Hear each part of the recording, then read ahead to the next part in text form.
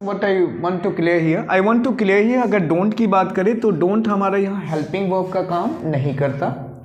क्या नहीं करता? हेल्पिंग वर्ब का काम नहीं करता। Don't is a word that shows statement of negative of imperative. Don't is a word that shows negative of imperative, यानी कि इंपेरेटिव का नेगेटिव स्टेटमेंट को दिखाने के लिए किसका प्रयोग किया जाता है? डोंट का। और डोंट और डजंट का प्रयोग स्पेशली किस में किया जाता है? तो प्रेजेंट इंडेफिनिट में। किस वे को दिखाने के लिए? नेगेटिव स्टेटमेंट को या इंटरोगेटिव स्टेटमेंट को दिखाने के लिए। Are you getting on to? Are you getting on to? समझ में आ रहा है? तो यहाँ डोंट कम हियर, मैंने क्या कहा थोड़ा देर पहले कि डोंट यहाँ पे दो तरह से काम करता है जब पैसिव वॉइस में जाता है। क्लियर? अगर हम इसको इंपेरेटिव का अफर्मेटिव सेंटेंस में, इंपेरेटिव सेंटेंस में बेसिकली यूज करते हैं तो वहां पे डिफरेंशिएट हमको नहीं करना होता। यहाँ मत आओ, डोंट कम हियर, लेकिन धूम्रपान मत करो, don't smoke here. Are you getting on to? समझ में आ रही बातें? अगर मैं इसको पैसिव वॉइस में लेता हूं तो धूम्रपान मत करो, you are forbid to smoke here नहीं हो सकता। उसके जगह पे क्या यूज करते हैं? You are prohibited to smoke here. क्या बोलते हैं? You are prohibited to smoke here, क्योंकि स्मोकिंग क्या है? प्रोहिबिशन है। लेकिन किसी को कुछ काम के लिए, किसी भी एक्टिविटीज को रोकने के लिए क्या चीज का प्रयोग करते हैं? फॉरबिड का प्रयोग करते हैं। Are you getting on to? Just as you are forbid to come here, आपको यहाँ आने से मना किया जाता है।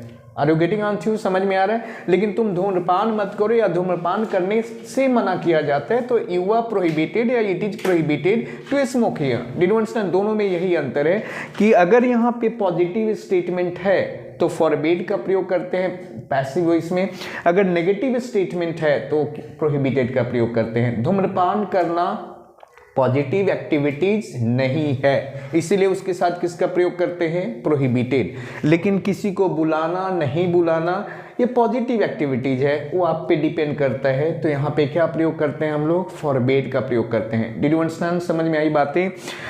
अगर मैं बात करूं लेट की, तो लेट भी हमारे इंपेरेटिव सेंटेंस को दिखाता है, और केवल इंपेरेटिव सेंटेंस को नहीं दिखाता, लेट हमारे सभी सेंटेंस में यूज किए जाते हैं। क्लियर? लेट परमिशन को दिखाता है, मुझे यहां आने दो। क्या बोलोगे? Let me come here. Are you getting on to? Let me come here. Actually imperative sentence also shows advise, यानी कि इंपेरेटिव सेंटेंस में हम एडवाइज को भी दिखाते हैं। चलो चले, तो क्या बोलते हैं? Let's go. लेट्स गो को क्या शॉर्ट में क्या बोलते हैं? Let's go. Did you understand? So what concept is developed here? What is the functionality of imperative sentence? The functionality of imperative sentence is to show an order, show command, show request, clear? Show prohibition, show what? Permission, and shows advice. It means imperative sentence is such a sentence that gives a statement of an order, it gives a statement of request, it gives a statement of prohibition, it gives statement of permission, it gives statement of advice. Clear? यानी कि imperative sentence का काम क्या है?